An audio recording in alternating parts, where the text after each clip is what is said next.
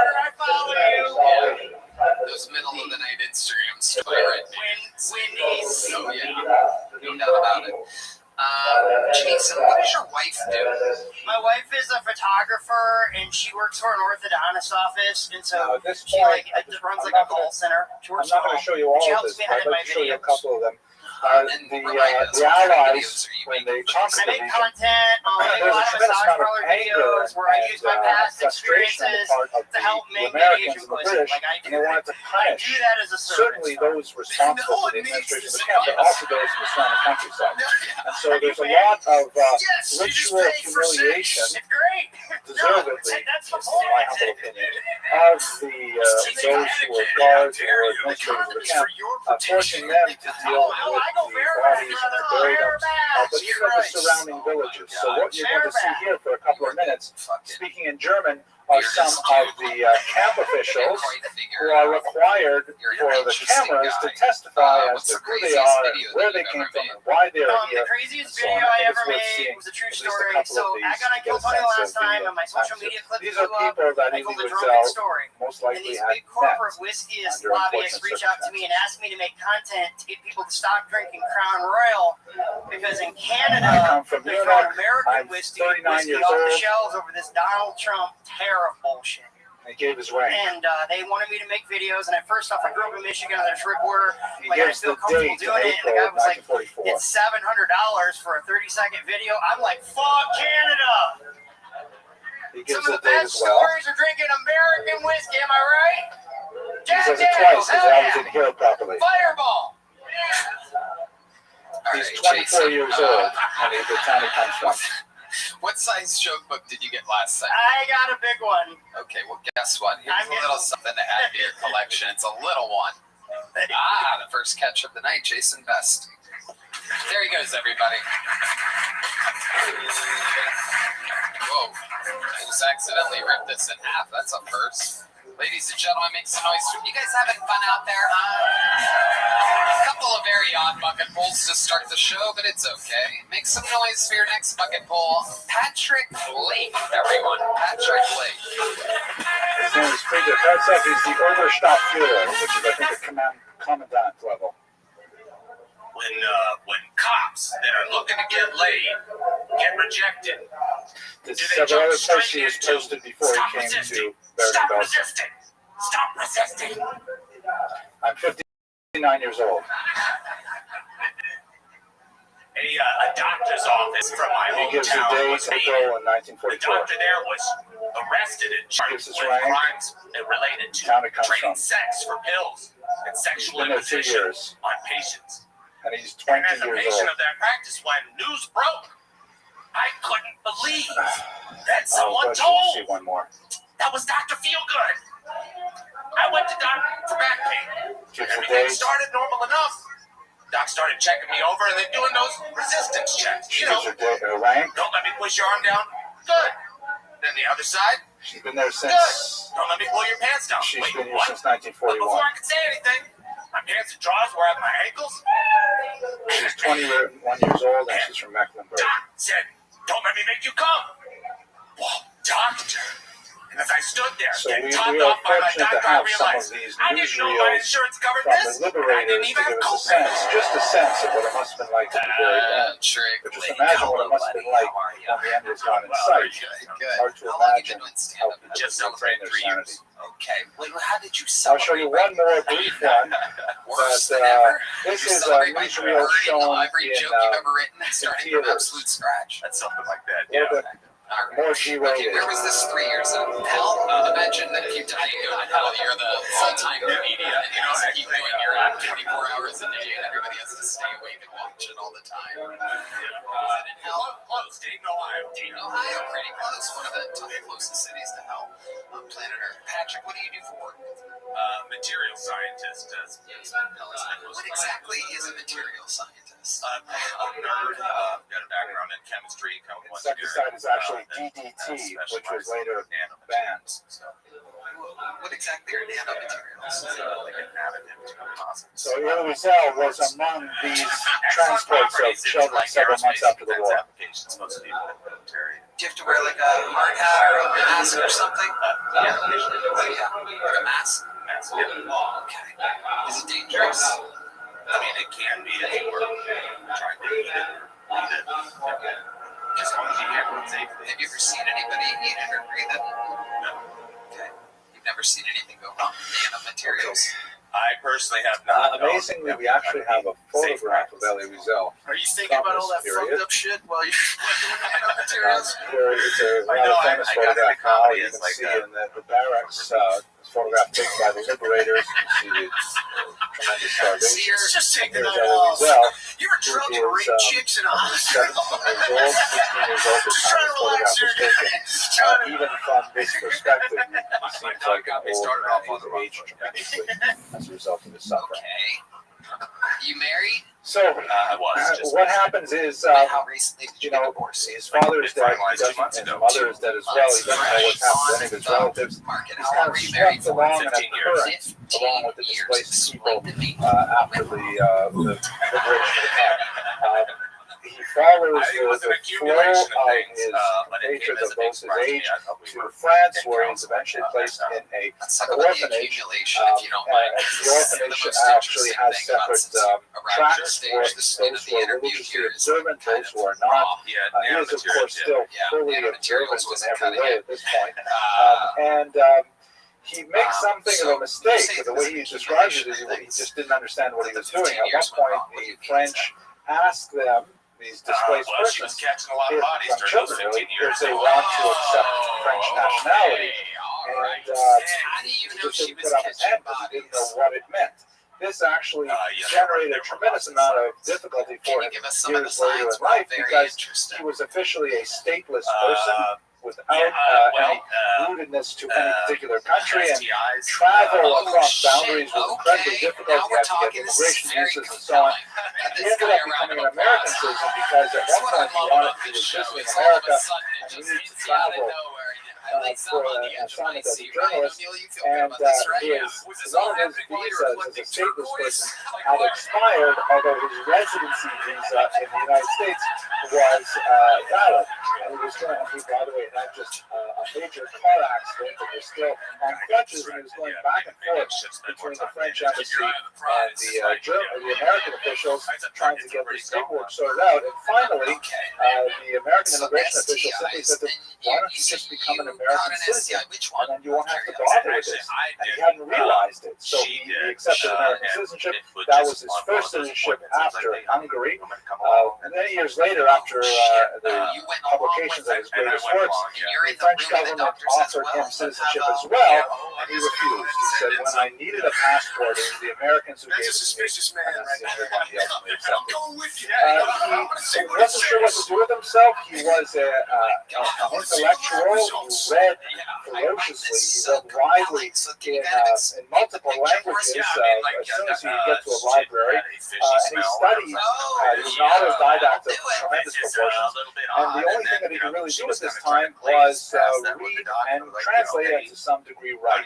So he ended up falling into a Yiddish language newspaper in France that was associated with the Irgun, with the right wing. We spoke about Jabotinsky a few weeks ago. So it was his movement was related to this, and his job was basically to translate Hebrew reports into Yiddish and later into French for a wider audience. And he actually didn't have much idea of the politics that he was associated with, although he identified with it heavily, especially after the Altalena affair of 1948, in which a conflict between Ben Gurion and the Haganah, the traditional, the more numerous and more left-wing armed forces, fired on a ship that was piloted by the Irgun because it had weapons aboard. There was a big misunderstanding. Many Jews were killed. Wiesel was heartbroken that Jews in 1948 could be firing on Jews, and it scarred him politically as well. For the rest of his life. Nevertheless, for all purposes, he worked for years as a journalist in France, ultimately becoming a translator, and later becoming a simultaneous translator, being able to read several languages, to speak several languages, and simply work in various political contexts, including at the UN, where he would render live translations. He occasionally got into trouble for this because it's hard to be a journalist and a translator for for politicians at the same time, and on one notable occasion, he actually decided to quit his job as a translator because what they were saying behind closed doors was simply too good not to print, and he ended up taking it back to his journalism job. At this time also, he was studying for years with a mysterious individual known as Mr. Shushani. Someday I'd like to do a lot more research and understand more about who this person is, because he pops up from time to time in the 20th century in very fascinating ways. This is a French monograph on his life. I'm not sure how reliable it is. I haven't read it yet, but I'm looking forward to the translation of the subtitle is The Enigma of a Master of the 20th Century. Shushani is certainly a pseudonym. There are some who say his real name was Rosenbaum. Another theory is an individual named Pollock, if I remember correctly. But he's this mysterious figure that is active in post-war France in particular, and studies with some of the greatest minds that the Jewish world produced in the 20th century. Elie Wiesel studied with him for many years. He also studied with the great Emmanuel Levinas, very, very important continental philosopher, who all owe their Talmudic learnings to this enigmatic figure called Shushani. The word Shushani means the man from Shushan. You'll recall that from the Purim story. Shushan is associated with masquerades, with jokes, with theater, and he his identity. He was, without question, a genius of Talmudic scholarship, unsystematic, highly eclectic thinker, very well read. And a strange kind of teacher for Elie Wiesel, Levinas, and others. Wiesel describes his meeting with him. He was on a train, and he was preparing to give a Dvar Torah on the book of Job. And he was reading Job, and Shushani approached him, and he looked very disheveled with a heavy beard, not at all like portrayed here in this picture, and accosted him and asked him what he's reading. And Wiesel didn't really feel like associated with the subject figure, but he told him he's reading Job, and so he says, okay, very good, I'd like to hear some more about Job. He followed him to the place where he spent Shabbat, and then he listened to Elie Wiesel give his drasha. He was always 16 or 17 years old at the time. Listened to him give his drasha at the synagogue, and then afterwards he got up and completely devastated it. And he spoke for a couple hours on the first line of the book of Job, indicating that Elie Wiesel had no conception of what was going on in that book whatsoever. And from that moment on, he was his devoted student. And he was studying with him for the entire time they remained in France. Later, when he came to America, Elie Wiesel's teacher, whom he calls master, is the great Talmudist Saul Lieberman from the Jewish Theological Seminary, considered also a brilliant and perhaps troubled genius in some ways. I heard a story about Saul Lieberman. I'm not sure if it's true. I would love if someone actually saw this happen, but apparently the story is just to give you a sense of Saul Lieberman's genius. I'm sure many of you know how to read Hebrew in the original, so for those of you who don't, it's basically written with three different components. There are the consonants, there are the vowels, the mitzvot, which are written around the consonants, and there is the chok, which is the cantillation. Marks that you can say how it should be intoned, how it should be chanted. So apparently they say that the students of Saul Lieberman could write just the vowels on a blackboard, and Saul Lieberman would be able to look at it and tell you what verse from the Torah it was. Pretty amazing story. Even if it's not true, it's still a pretty amazing story. At any rate, this also should lead us something to a discussion of Wiesel's religious relationship to religiosity, but perhaps I have that on the other side. So he ends up in America. He's traveling around trying to find one job after another. When he gets to America, people call him his good business to speak